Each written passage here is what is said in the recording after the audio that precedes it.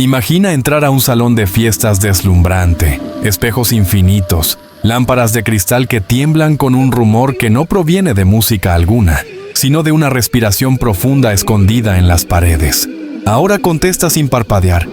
Si el mismo diablo se sentara a tu mesa y te ofreciera ganar con solo mirarlo a los ojos, ¿apostarías tu alma a cambio de una noche perfecta? En los archivos rescatados de la Policía Municipal de Zaragoza, Nuevo León, hay una carpeta sin número que todos prefieren ignorar. En el lomo, escrito con plumón rojo, alguien dejó 3 palabras: Casino del Diablo. El edificio, inaugurado en 1959, fue primero un café danzante y luego un casino semiclandestino con licencia prestada, un refugio para mineros en descanso, hacendados vanidosos y artistas de paso que preferían una apuesta al amanecer. La década de los 70 lo enrojeció con alfombras espesas y cortinas de terciopelo. Detrás de la barra, un reloj suizo siempre marcaba las 11:11 como si el tiempo ahí no obedeciera. En esa ciudad fronteriza, donde el viento levanta polvo y chilla como un niño con fiebre, se contaba que algunos sábados llegaba un forastero de traje negro liso, sombrero angosto y zapatos lustrados que parecían recién salidos de un charco de tinta. Nunca se le vio sudar, nunca se le oyó pedir hielo, y en sus manos, largas y pálidas, los naipes parecían latir. Dicen que ganó tantas noches seguidas que el croupier empezó a usar guantes para no manchar las cartas con nervios, y que una vez, en una mano de póker, todos vieron lo imposible. El rey de corazones se inclinó apenas como si saludara. No fue metáfora, juran. Las cámaras de vigilancia, instaladas años después, confirmaron que ahí adentro ocurrían movimientos mínimos que no obedecían a los cuerpos, sombras que se sentaban sin dueño, vasos que se vaciaban en silencio, fichas que caían como granizo sobre un tapete sin mano que las empujara. El gerente, un hombre llamado Salomón R., anotaba con diligencia en una libreta de piel todo fenómeno extraño. Esa libreta fue hallada en 1991, entre los restos tiznados de la última remodelación, conservada por accidente dentro de un falso panel detrás del tocador del camerino femenino. Sus páginas, aún con olor a perfume barato y ceniza, son el primer hallazgo físico indisputable. Ahí se lee: Noche del 13 de octubre de 1976. Mesa 3, jugador de sombrero negro. Al revelar sus cartas se escuchó un susurro que no venía de nadie. A la misma hora, el gran candelabro vibró, pero el reloj siguió fijo en 11:11. Un mes después, había más anotaciones. Copas con marcas de dedos que no corresponden a ningún cliente fichado. Fotografías donde aparece una figura adicional en la cabina telefónica. Y sobre todo, una nota que parece escrita temblando. El forastero pronunció el nombre real del croupier, sin que nadie se lo dijera. Nadie se lo había dicho nunca. La libreta termina con una línea solitaria, fechada en Nochevieja del 77. Si vuelve, no le ofrezcan ron. Pide cosas que no vendemos. A las 3 de la mañana, varios testimonios concuerdan. La música de la rócola se distorsionaba como si la electricidad inhalara y exhalara.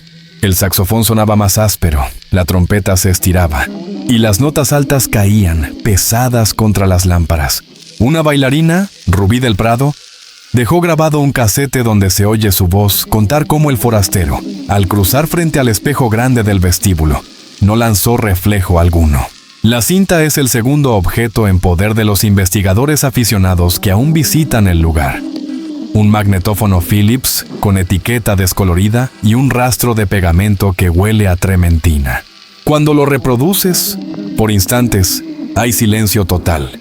Esa clase de vacío que solo aparece cuando alguien tapona la boca al mundo. Y después, la voz de Rubí tiembla diciendo que él no parpadeaba. Nunca. Los técnicos en audio que revisaron la cinta años después concluyeron que hay microcortes, una desaparición de frecuencias, una especie de pozo. Lo llamaron hueco.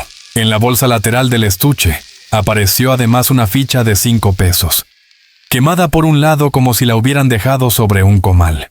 Ese borde, al microscopio, muestra cristalización del plástico y partículas de azufre incrustadas. Según un informe sin firma hallado más tarde en un cajón municipal, donde guardaban calendarios viejos y multas sin pagar. Tercer hallazgo: la azufreación. Algunos juraron olerlo en el aire al amanecer, cuando los primeros camiones cruzaban la carretera rumbo a la capital, y el casino parecía sostener su respiración bajo la bruma. La noche del siniestro. Y aquí comienza la historia que pocos toleran oír completa. Hubo un torneo de póker. 2 mesas, 10 hombres. La mayoría eran comerciantes de maquinaria y 2 músicos en descanso. Al fondo, Rubí ensayaba un número con abanicos rojos. El gerente, que esa vez sí estaba ahí, notó que el forastero ocupó el asiento del norte, mirando hacia la puerta de emergencia justo debajo del candelabro. Se sentó sin hacer ruido de silla. Arrojó sobre el paño un anillo delgado, quizá plata, quizá mercurio, que absorbió como por arte de densidad cualquier reflejo. Propuso una apuesta especial. Cada mano ganada por él sumaría 1 minuto más al reloj de la pared. Rieron. No era posible mover ese reloj. Se había intentado 1000 veces y siempre regresaba a 11:11. Pero en cuanto ganó la primera mano, el segundero, oxidado, avanzó un clic. A la segunda, otro clic. A la tercera, el minutero se despegó de su anquilosamiento y el salón entero sintió un alivio extraño, como si a alguien le hubieran quitado un peso del pecho. El gerente recordó la libreta y la escondió, casi por superstición, en el panel trasero del tocador. Fue la última decisión cuerda que tomó. En la cuarta mano, el forastero sonrió. No hay fotografía de esa sonrisa, pero sí un testimonio coincidente de 3 sobrevivientes. La sonrisa no mostró dientes, sino una curva sin terminaciones, una sombra de boca que no pertenecía a rostro humano. Un mesero, Anselmo, declaró a un cura del barrio que cuando se acercó a la mesa, vio que las cartas del forastero eran todas distintas a las del mazo en juego. La tinta parecía húmeda, y en cada dibujo se insinuaba una miniatura deformada de las personas presentes. El rey de espadas tenía la cara del músico que afinaba una trompeta en el escenario. La dama de diamantes era el reflejo de Rubí 1 segundo después de pestañear. El as, una mancha con la forma de la mano del gerente sosteniendo una llave. Anselmo dejó caer la charola y corrió al baño. Allí, el espejo largo exhibió, por vez primera, algo que jamás se alinea con los relatos de borrachera. No devolvió ningún rostro. Solo el marco, el azulejo y, en medio, un fondo gris como las nubes que tapan el sol en la hora más triste del invierno. Los lavabos chorrearon una mezcla espesa. No agua, no sangre, no aceite. Una pasta tibia que se cuarteaba al contacto y dejaba, secándose, un olor a caja de cerillos gastados. Nadie lo supo entonces, pero esa pasta volvió a detectarse muchos años después en el sótano, sellando la rendija por donde entraba el cableado. La madrugada se partió. Una de las bailarinas apagó sin querer la rócola pateándola de susto, cuando el candelabro comenzó a balancearse sin ayuda. El forastero juntó las fichas con 2 dedos y dijo, según Rubí, suficiente. En ese momento, el reloj se detuvo por fin en 03:03. El saxofón dejó de sonar aunque nadie lo tocaba. Lo que vino después fue silencio de pozo. La puerta de emergencia se abrió sola con un chillido que en la memoria de los presentes aún despierta a sus nietos. El aire caliente entró como lengua por la rendija, y del pasillo que conducía al callejón llegó un ruido de tacones que se repetía en todas direcciones, como si las paredes caminaran junto a quien lo provocaba. Los jugadores hipnotizados voltearon. El forastero ya no estaba sentado. Estaba de pie sobre la mesa, sin hundirse en el paño verde, como si no pesara nada. Desde ahí los miró uno a uno sin pestañear, y cuando extendió la mano, las cartas volaron. No cayeron, flotaron alrededor de sus cabezas, girando lento, como si los objetos hubieran recordado que en ese cuarto la gravedad era un contrato negociable. El incendio, dicen, comenzó sin fuego. Primero fue calor, luego el vidrio del espejo del vestíbulo sudó. Después la pintura de las paredes hizo ampollas. Las cortinas se encogieron como piel de fruta al sol. Y cuando por fin apareció la llama, lo hizo desde adentro del candelabro. Las perlas de vidrio estallaron una a una. Las cámaras captaron trozos borrosos de gente corriendo. Pero la imagen se deforma en cada instante en que el forastero entra al cuadro. Su silueta, al pasar, Produce un efecto idéntico al de acercar un imán a un televisor viejo, un arco iris sucio que come contornos. Afuera, los vecinos vieron salir humo de un color improbable, algo entre violeta y azul petróleo, y escucharon el repicar de unas monedas sobre el concreto. Al día siguiente, al revisar el callejón, se recogieron 27 fichas fundidas, adheridas a la huella metálica de lo que pudiera haber sido un zapato. Esa huella, que el perito describió como demasiado larga, demasiado estrecha, demasiado perfecta, fue el cuarto indicio físico. La guardaron en una caja de madera con aserrín y no se supo más. Los cuerpos aparecieron en posiciones que burlaban la razón. Un músico estaba sentado en una silla, ileso, con los ojos abiertos y las manos en el regazo, pero el tórax lucía transparente, como si el hollín se hubiera pegado por dentro formando una cáscara opaca. Al tocarlo, se desmoronó como galleta. Rubí fue encontrada en el camerino con los abanicos cerrados, los dedos pegados a las varillas por el calor, y una sonrisa extraña, no de felicidad, no de terror, sino de alguien que por fin ha escuchado lo que temía. El gerente, Salomón, fue hallado boca abajo en el pasillo, con la llave aún agarrada, pero sin uñas en la mano derecha, como si hubiera arañado algo extremadamente duro. En el bolsillo interno del saco llevaba un rosario fundido con una ficha de póker. Esa amalgama, mitad oración, mitad juego, fue sellada en una bolsa y anotada como evidencia 14B.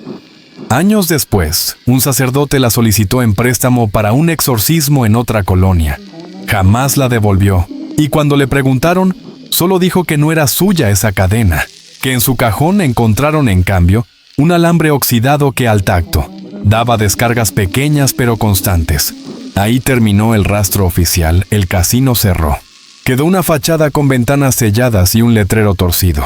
A veces, los adolescentes entraban a romper botellas y dejar grafitis, pero se iban pálidos al escuchar el tintineo en el techo, como si alguien dejara caer fichas una a una sobre la lámina caliente. Algunos reportaron ver a un hombre de traje negro parado bajo el arco, con el sombrero en la mano, observando la calle como quien espera que den las 11:11. Nunca pudieron describirle el rostro. Cada vez que creían recordar sus ojos, los olvidaban al momento, como si la memoria se resbalara. En 1991, durante una remodelación para convertirlo en bodega, los albañiles descubrieron el panel con la libreta. También hallaron, en el sótano, un hueco sin uso, del tamaño de un ascensor, que no aparecía en los planos de 1959. En su interior, piso y paredes estaban recubiertos por esa pasta cuarteada de olor a cerillo, y en el centro reposaba un dado de 4 caras tallado en hueso. Nadie quiso tocarlo, pero uno de los muchachos, por desafío, lo empujó con la punta del zapato. El dado terminó con la cara marcada con un triángulo mirando hacia arriba. Esa noche, el joven no durmió. Cada que cerraba los ojos, veía una especie de mesa con borde de latón, una mano sin pulgar ofreciendo cartas, y un reloj clavado en las 03:03. Los viejos del barrio dicen que lo del casino del diablo no fue un castigo, sino una invitación aceptada, que el forastero solo acude donde ya lo han llamado con suficiente hambre, que hay un poema maldito, copiado a mano, circulando desde antes de la Revolución, que se recita despacio frente a un espejo para abreviar la suerte. Lo llaman la rima de los 3 onces. Algunos aseguran que Salomón la guardaba bajo la caja registradora y que el forastero solo cumplió. La realidad del mito se hunde en el costal de historias donde al diablo se le invita a bailar en los salones, a beber en las cantinas, a tocar el violín en los pueblos mineros. Siempre llega vestido mejor que nadie. Siempre paga con monedas que al amanecer son ceniza. Aquí, la diferencia es que dejó pruebas, huellas, que un laboratorio reconocerá como materia, pero que nadie querrá firmar como verdad. Porque a quien firma, dicen, lo invitan a jugar. Tal vez lo más monstruoso no fue el incendio, sino la repetición de la hora. No hay documento que explique por qué todos los relojes encontrados en el edificio quedaron detenidos en 03:03, ni por qué la luz de emergencia, que no estaba conectada a generador, parpadeó 3 veces cada minuto hasta consumirse, como si obedeciera aún a una mesa invisible donde se siguen arrojando cartas. En 2010, un grupo de entusiastas de lo paranormal entró con cámaras digitales de última generación y subieron su video a un sitio que ya no existe. En la grabación, durante 2 minutos 39 segundos, no sucede nada. De pronto, se escucha el enhebrado de una cuerda metálica, tal vez una trompeta probándose, y una voz que pregunta si aceptan apuestas en almas. La pantalla se llena de ruido. El archivo, cuando se extraen sus fotogramas, exhibe, cada 33 imágenes, una mano blanca de dedos largos sosteniendo una carta imposible, una carta sin tinta. Los foros dijeron montaje, pero el micrófono del aparato, analizado por un ingeniero, mostró otra vez el hueco. Ese hueco de frecuencias que se tragaba las sílabas como un pozo con hambre. Se intentó exorcizar el lugar, también reconvertirlo en iglesia evangélica, en guardería y hasta en gimnasio. No duró ninguno. Las pesas a veces amanecían alineadas en triángulos perfectos. Los cuneros resonaban como si alguien los meciera con demasiada paciencia. Y los fieles, en mitad de un himno, perdían el tono exacto en el mismo compás, como si una mano invisible corrigiera la armonía. En 2018, los dueños optaron por tapiarlo para siempre. Sin embargo, cada día de los muertos, alguien ve desde la banqueta encenderse, arriba, una lámpara. Graba con el celular. Al reproducir, la pantalla se mancha de ese arcoíris sucio de los televisores viejos. Y justo cuando el lente quiere enfocar, se oye una moneda caer y dar vueltas hasta detenerse, siempre sin dueño. La tragedia, si requiere final, lo tiene en un detalle pequeño que pocos recuerdan.